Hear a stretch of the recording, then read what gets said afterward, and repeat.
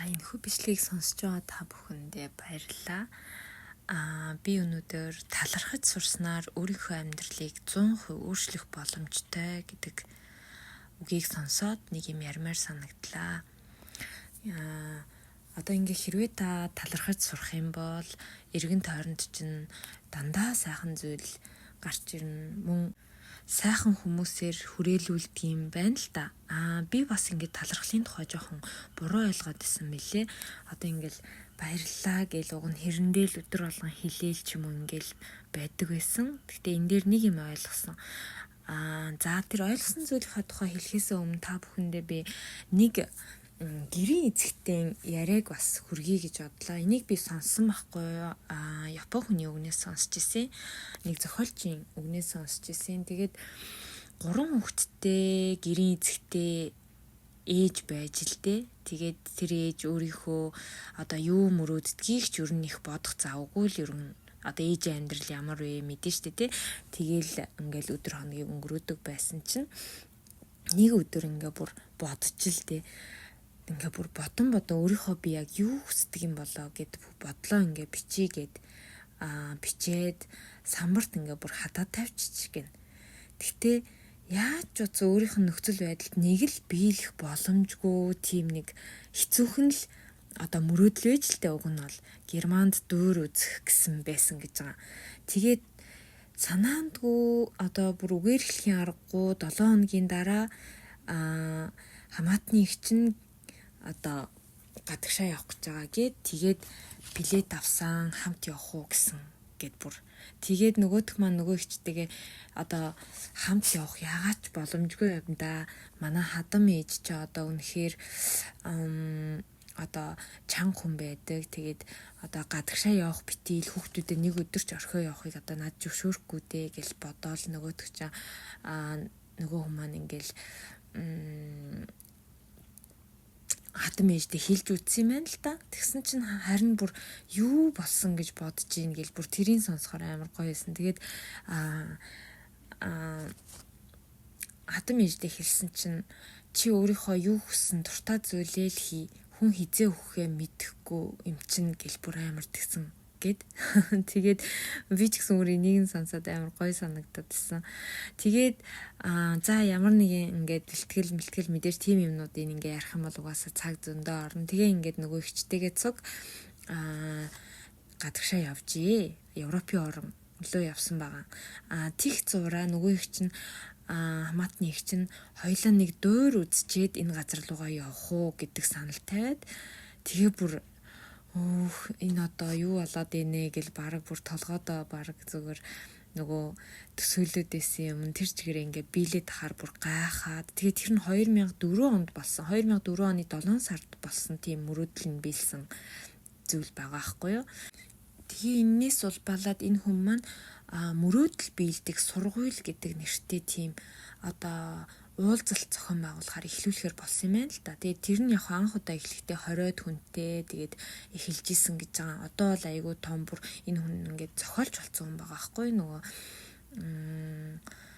одоо аз мөрөөдлийг дуудах одоо бүтээх арга зам гэсэн ном энтер бичдэг.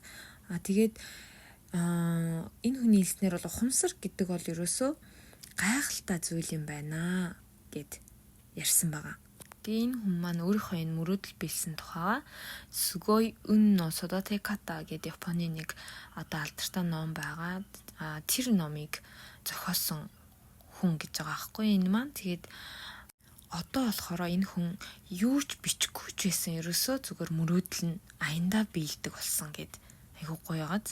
Японы зохиолч Такеда Йоко гэдэг хүн юм билээ. Энэ хүн мөрөөдлөө бичгтэй болохоор одоо яг грек билүү Францд билүү дөөр үзнэ гэж бичсэн байна лээ. Тэгээд нэг их чинь хамаатны их чинь үзье гэж хэлэхэд зүгээр би дөөр үзхийг л төсөөлснөөс биш яг аль газар үзэхээ угаасаа төсөөлөөгүй юм чинь би хаач үзсэн яадын гэл ингээ ботсон гэж байгаа байхгүй. Тэгэхээр яг нөгөө нэг төсөөлж бодно гэдэг зүйл хамгийн одоо хүний өөрийн ертөнцийг бүтээж байдаг гэж байгаа байхгүй юу.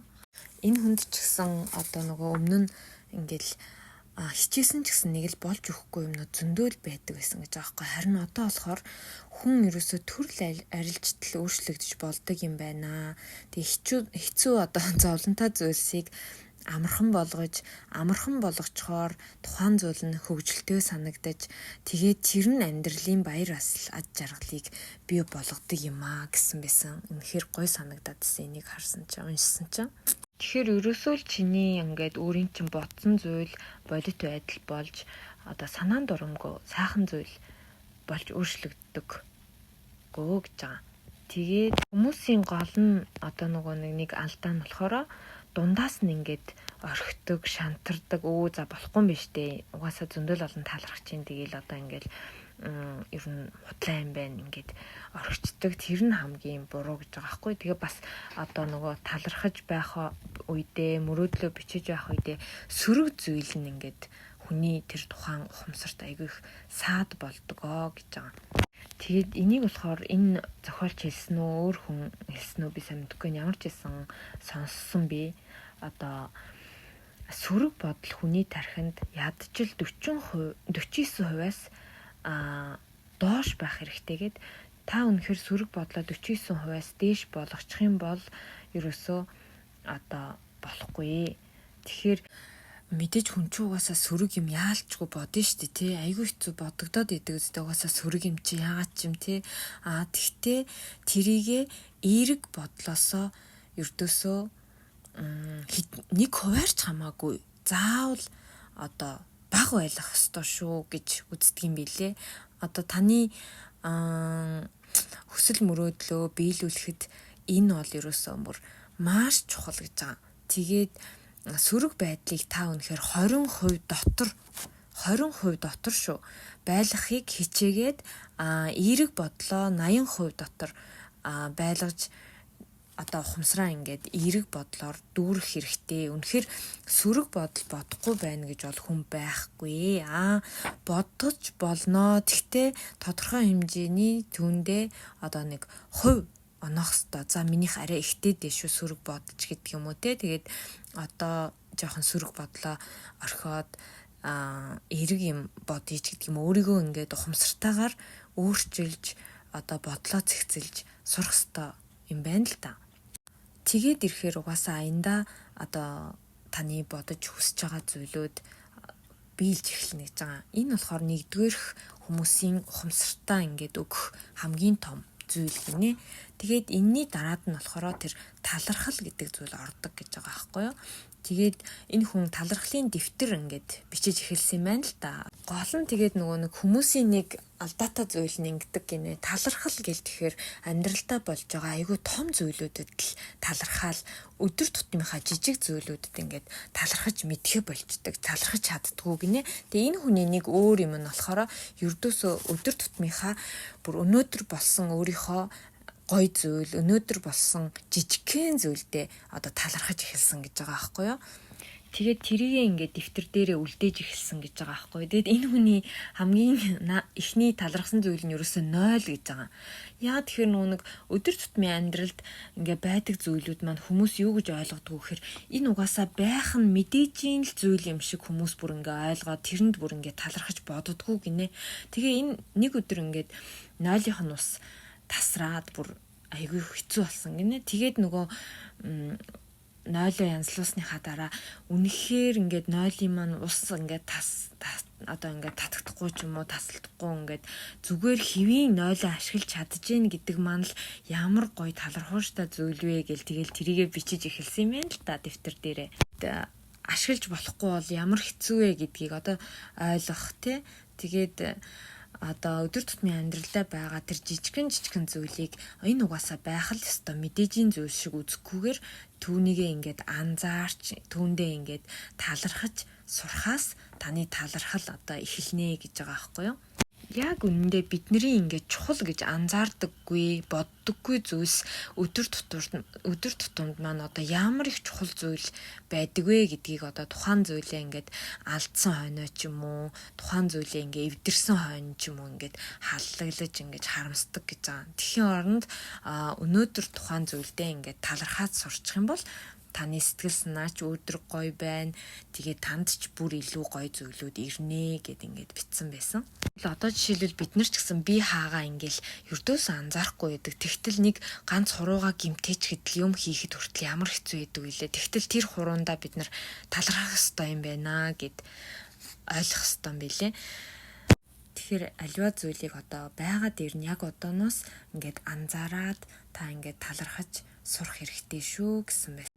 Хамгийн эхлээд 30 өдөр хэрэгжүүлж үзээд одоо үзье гэд эхлүүлсэн байгаа энэ хүн. Тэгээ 30 өдөр хийж байх хоорондоо бас ингээд ядраад болоод тэгээ бүр ер нь бол яг дэвтэр ингээд эхлүүлсэн гой санагдаад ингээ хийжсэн ч гэсэн ямар ч гэсэн дундаас нь ингээ болоод аягих ядарч мадраад тэгээд орхицсон гэж байгаа нэг хэсэг. Тэгснээ сүүлдээ ингээд бодоод исэн чинь энэ талархлын дэвтрийг бичиж явах үедээ ямар гоё тийм өөдрөг тэгээд ингээд юмд нэг тийм гоё эерэг хандаж байсан бэ гэдгээ дараа нь өөрөө ойлгоод дахиж эхлүүлсэн гэж байгаа байхгүй юу? Тэгээд та бүхэн маань ч гэсэн эхлүүлэхдээ юунд талархахаа сайн мэдэхгүй байгаа бол одоо энэ хүний танилцуулсан талархах зүйлийн поинтыг нь хэлж өгье. Би бас өөрөө яг ингээд талархлын дэвтэр эхлүүлээд одоо нэг 3 хоног гинөө. Ямар тач одоо сэтгэл нэх амар бүр нэх өөрчлөлтөд алгал байна л да. Тэгтэл гоё санагдаад байгаа. Орой ирээл тэрийгэ бичих маань нэг тийм бас нэг гоё хийх юм байгаад тий. Тэгээ хүн чинь бас ингээд өнөөдөр болсон сайхан зүйл ч юм уу тийм юмаа ингээд бас бодоод идэх юм билээ. Одоо эргэн тойрноосоо эрэл хайгуул хийгээд ингээд өнөөдөр надад ямар гоё зүйл болов энэ нэр гоё юм биш тэгээд ингээд бас гоё зүйлээ эрэл хайгуул хийгээд иддэг юм шиг санагдсан. За нэгдүгээрт нь болохоор ерөөсөө өөрийгөө хүлээн зөвшөөрч өөртөө талархаж бодох хэрэгтэй гэж байгаа. Өөрийгөө ерөөсөө орхиж болохгүй. Тэгэхээр өөрийгөө нэгдүгээрт тавих хэрэгтэй. Өнөөдрийг хүртэл чи ингээд маш их хичээсэн, угаасаа алдаа оноотой зөндөө юм байсан ч гэсэн өөрийгөө хүлээн зөвшөөрч тэрийгэ талархаж бодох бол маш чухал шүү гэсэн байсан. Хоёрдугаарт нь болохоор байхгүй зүйлээ хайж, харж, бусдаас ингээд эрэлхийлэх биш, өөрт байгаа зүйлээ эхлээд харж, түүндээ талархаж сурах нь маш чухлаа гэсэн байсан. Тэгээ гуравдугаарт нь болохоор түрүүний хэлсэн нөгөө 0-ын жишээ байсан шүү дээ, тэрэн шиг өдөр тутмын жижиг зүйлээсээ ад жаргалыг мэдэрч түүндээ талархаж сурах гэж байгаа. Юу гэдгийг те өнөөдөр ээжийнхээ гарын хоолыг идээд үнэхээр сайхан байлаа, баярлалаа ч гэдэг юм уу. Өнөөдөр надад хайртай хүн байгаадаа баярлалаа ч гэдэг юм уу те. Гэх мэт одоо юу ч хийж болно. Тэгээд эндээсээ одоо танд ингээ баяр баясгал төрөөд өөртөө сэтгэл ханах мэдрэмж бас төрөх байхаа гэж бодож байна. Нэрээ зөөлөн дулаан нэг тийм гоё сэтгэл төрөөд байгаа юм шиг санагдсан шүү. Нэрээ нэг тийм эерэг мэдрэмж.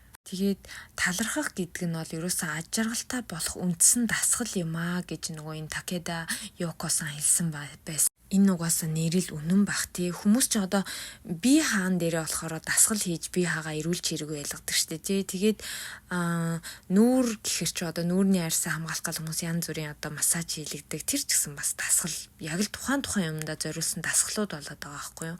Тэгэхээр одоо сэтгэлдээ энэ юу гэдэг лээ одоо өөрийнхөө сэтгэл зүйд зориулсан одоо дасгал гэхээр ерөөсөө бас юу байгаа ингээд бид нараас ерөөс бодож үзэж байгаа. Би л ерөөс бодож үзэж байгаагүй юм билэ. Тэгээд энэ хүний хэлсэн энэ үгийг сонсоод нэрэл сэтгэл зүйд ч гэсэн бас дасгал хэрэгтэй шүү дээ. Зүгээр байж байгаа л хүн жаргалтай байна тэр гэж бас тийм юм байхгүй хаа гэж бодоол тэгэл эхлүүлсэн дээ талархлынхаа дэвтрийг.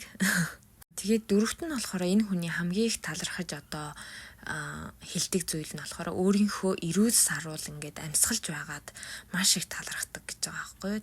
Тэгээд одоо миний бие ч гэсэн ингээд яг ингээд амьсгалаад амьдарч байгаа юм шиг боловч энэ ингээ хүмүүс угаасаа л би амьсгалаад амьдарч гин гэд ингээ боддог. Тэгтэл одоо эрүүл байж чадахгүй зөндөө хүмүүс байгаа. Өнөөдрийн миний хийгээд байгаа юмыг хийж чадахгүй зөндөө хүмүүс байгаа учраас би ерөөсөө өөрийгөө эрүүл саруул байгаад бүр маш их талархаж сурсан гэд бичсэн байсан. Угаасаа ингээл наад захын бидний ингээл гэр орон, машин, тэрэг одоо хэрглэж байгаа юу л эдгийн бүх зүйл үнэхээр тэгэл байгаа учраас бид нэр тав тухта бас сайхан байж чадаад байгаа шүү дээ. Тийм болохоор тухайн зүйлдээ ч гэсэн бас ингээл талархаал бүгд л тийм мэдэрдэг, энергтэй гэж байгаа байхгүй юу. Нэр л нөгөө нэг амьгүй юм шиг бодоод идэг гэс биш. бүх тэр энэ юмс чи ерөөсөө мэдэрдэг, энергитэй. Тийм учраас таны энергийг ч гэсэн мэдэрнэ. Тийм болохоор та тухайн зүйлдээ ингээд талархах юм бол таны тэр эдэлж хэрглэж байгаа зүйлүүд ч гэсэн таны тэр талархлын мэдрэмжийг хүлээж авах хаа гэж бодож байна. Энийг бас би нэг өөр хүний ярианаас сонсч ирсэн юм аа. Тэгээл тухайн үед нь сонсоол бас хөө нэрий тийм бах та гэл. Би чинь тэгээ хамгийн их талархдаг зүйл маань одоо миний машин байдаг байхгүй юу. Өстой манай ажил жоохон хол учраас би ингээ машинда бүр амар талархдаг, маш их талархдаг. Бүр миний бүр хүссэн газарт хүргэж өгдөг. Намайг бүр машинтаа байлгаж байгаад талархдаг. За тэгээ дараагийн нэг талархлын тухай хэлсэн зүйл нь болохоор хүн хүссэн зүйлээ татдаг бишээ. Өөртөөгөө адилхан зүйлээ татдгаа гэж одоо үг байдаг. Тийм болохоор сэтгэлээсээ талархаж чадах юм бол тэр талархаж чадсан хэрээрээ бодит зүйлийг өөртөө дууддаг гэсэн байгаа байхгүй. Тэгэхээр нэг усандаа энэ маань талархлын хариуд одоо тийм таны одоо баг бодож байгаагүй тийм ид шидийн гэмээр сайхан зүйлс одоо тань руу ирдгээ гэсэн үг. Тэгэхээр хүмүүс болохоор ингээд тархиараа бодоод ерөнхийдөө талархаад идэг учраас ер нь бол талархаад ер нь болохгүй юм ч гэдэг юм уу, нэг тийм шантраад идэм юм л та. Тэгтэл энэ маань тархиараа ингээд хийдэг зүйл биш ээ. Тэгэхээр талархал гэдэг маань ерөөсөө зүгээр баярлаа талархлаа гэд хэлээд болчдөг зүйл биш. Зүрх сэтгэлээсээ гардаг, ундардаг зүйл гэж байгаа байхгүй юу?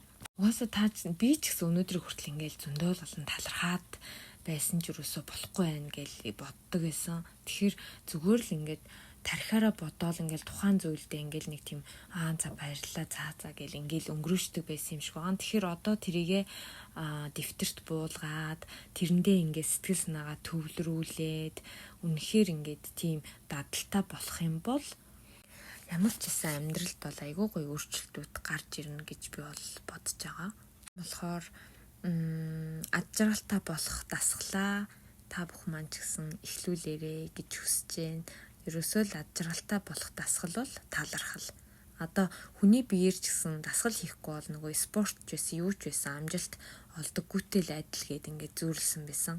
Тэгэхээр жижиг зүйлд чин сэтгэлээсээ талархаж чаддаг хүнд улам ингээд том сайхан зүйл ирдгээ гэдэг үгийг угаасаа та бүх маань сонсч ирсэн баг. Гэхдээ ингээд яг өөрийнхөө ингээд бодит амьдрал дээр нөгөөдгөө ингээд нэг тийм бодит болох гэхээр болж өгдөг байсан шүү дээ тий. Тэгэхээр бид нар тэрийгэ ингээд тархиараа ингээд нэг тийм хөнгөн хийсвэрл бодод идэг байсан юм шиг байгаа. Одоо ингээд дэвтэр дээр бичээд тухайн бичиж байгаа талархаж байгаа зүйлдээ зүрх сэтгэлээ бүр зориулаад ингээд яг тухайн үедээ ингээд төвлөрөөд ингээд бичиж үзэх юм бол бас арай өөр үр дүн гарах байхаа. Тэгээд одоо тэр маань ч гэсэн биднэрт гоё бясалгал болох юм шиг надад бол санагдаад байгаа шүү дээ. Яг нэг хэдхэн минут тухайн дэвтэр дээр өөрийнхөө хүссэн зүйлийг бичиж ингээд төвлөрөөд сууна гэдэг нь. Тэгээ та нарт нэг сонссон бас нэг түүхийг ярьж өгье гэж бодлоо. Энэ их бас сонирхолтой байсан. Одоо нэг 50 гаруй настай ихч хүүхдийн байгууллагт ажилладаг байсан юм байна л да. Яг хөө тухайн хүүхдүүд нь жоохон тийм одоо ер нь бол өвчтөе хүүхдүүдийн тийм байгууллага. Тэгээд нөгөө хүн маань 50 гаруй насны хүн байгаад нэг өдөр гинт ингээ хараан муудаад харааны шил зүүхөр олж лтэй. Тэгээ нэг өдөр ингээд харааны шилээ зүүцэн тэрэндээ бүр айгүй бухимдалтай тэгэл бүр шок болоод одоо ингээ хараа муудчихдаг юм байна бараг өстой гэл бүр тэрэндээ айгүй бухимдалтай байсан. Тэгээ харааны шил зүүсэн байхад нь нэг хүүхэд багшаа та шил зүүцсэн юм уу гэл ингээ асуусан юм байна л да. Тэгтэл багш нь нөгөө хараа муудсан байна хөгшрөөд гэл айгу бухимдонгоо ингээд хариулсан гинэ. Тэгсэн чинь нөгөө хүүхэд нь харин ч сайн зүйл болжээ гэд ингээд хэлсэн байгаа байхгүй юу. Тэгсэн чинь юун сайхан байдгийн гэл баг уурлаал тий. Хөгшөрч хараа муудж гин энтер гэл баг одоо бухимдаад ингээд нэг ширүүн хариулсан чинь нөгөө хүүхэд нь хөгшөртлөө амьдрч байна. Хараа муудлаа одоо хөгшөрсөн байна гэдэг чинь сайхан зүйл байна да гэд хэлсэн гэж байгаа аахгүй. Тэгсэн чинь тэр хүний ингээл дотор бүр ингээл сонирн болоо явцсан гэсэн. Тэгсэн чинь тэгэхээр тухайн байгууллагт нь болохоор ингээд том хүн болохыг мөрөөддөг гэж байгаа аахгүй юу хүүхдүүд нь. Одоо ихэнхдээ л баг бүх одоо нас нь хязгаартай ингээд бүр тодорхой болцсон байдаг. Тэгээд одоо баг тэрийгэ мэддэг учраас ингээд тэр хүүхдүүдийн мөрөөдөл нь ерөөсөө л том хүн болох гэж байгаа аахгүй юу. бүр ингээд энэ яг ингээд бүр сонссон чинь бүр амар өрөвдмөр санагдаад байсан. Ээл ингээд бодохоор том хүн болно гэдэг ч гэсэн бүх хүнд байдаг зүйл биш байгаа аахгүй тий. Тэг байгаа хүүхдүүд бүгдээрээ ингээд хэцүүхэн тийм өвчтөө хүүхдүүд болохоор угаасаа хорвоогүй ингээд тэдэн настадаа өрхөн бүр тодорхойлцсон гэхэр бүр амар тийм бүр амар гонигтай аваас тэ хүрхэн амтнаас тэгээл бүр том хүн болохыг мөрөөддөг гэж бодохоор чинь тэгтэл одоо бидний өнөөдрийн одоо ердөөсө тоохгүй байгаа одоо ингээл бараг бухимдаж бодоод байгаа зүйлүүд хүртэл өөр нэгний хувьд бол бүр мөрөөдөл болцсон байна гэхээр л амар бас бид нар өөрийнхөө байгаа амьдралд бол үнэхээр талархах чаддгүй юм байна гэж бодсон шүү дээ би лаа. Тэгээд яг тэр хүн ингээд өнөөдөр таны амьдрал ингээд хэвийн ингээд зүгээр л яг энгийн уйтгартай өнгөрч исэн ч болно. Тэгтэл тэр чинь ямар ч одоо муу зүйлгүй хэвийн өнгөрч байгаа нь л сайн зүйл шүү дээ гэж байгаа байхгүй юу? Энэ хүн хэлсэн байна уу, өөр хүн хэлсэн байна уу би бас марчаад ямар ч гэсэн таны өнөөдрийн амьдралд сайн зүйл байхгүй ч гэсэн муу зүйл байхгүй өнгөрч байгаа энэ өдөртөө та талархах хэрэгтэй юм шүү гэд ингээд хэлсэн байсан. Тэгэхээр та бүхэн маань ч гэсэн өнөөдрийнхөө өөрийнхөө одоо нэг амарлаг сайн зүйл байхгүй ч гэсэн одоо зүгээр л энгийн уйдгартаач байна уу ямар ч байна өнгөрч байгаа энэ өдөртөө ингээд талархаарай. Тэгээл амьд байгаадаа талархаарай. Зүгээр л одоо ингээд таны хажууд байгаа бүхий л зүйлдээ талархаарай. Тэгээ бас таны дэргэд байгаа бүхэл хүндээ талархаарай. Хайрлах хүнтэй байгаадаа талархаарай. Өөрийнхөө амьдралын өдөр тутмын мэдээжийн юм шиг зүйлүүддээ талархаарай. Амьдрал чамдаа баярлалаа гэж дахин хэлээд үзээрэй. За сонссонд баярлалаа. Анхны удаа ингээд ярьж байгаа болохоор жоохон гээд нэг жоохон тиймэрхүү юм их байх шиг байна. Тэгээд жоохон нуршсан боловчлаарэ. Тэгээд цаг зав зориулаад сонссон бүх хүмүүстээ баярлалаа. Уншсан, өөрийнхөө бодсон зүйлүүдээ та бүхэнтэйгээ ингээд хуваалцъя гэж бодож байна. Би өөрөө ч гэсэн яг адилхан уншаал ингээл суралцаал явж байгаа. Тэгээд хэрэг болох хүнд нь хэрэг болвол бас би баяртай байна. За баярлалаа. Баяртай. Дараа дахин уулзъя.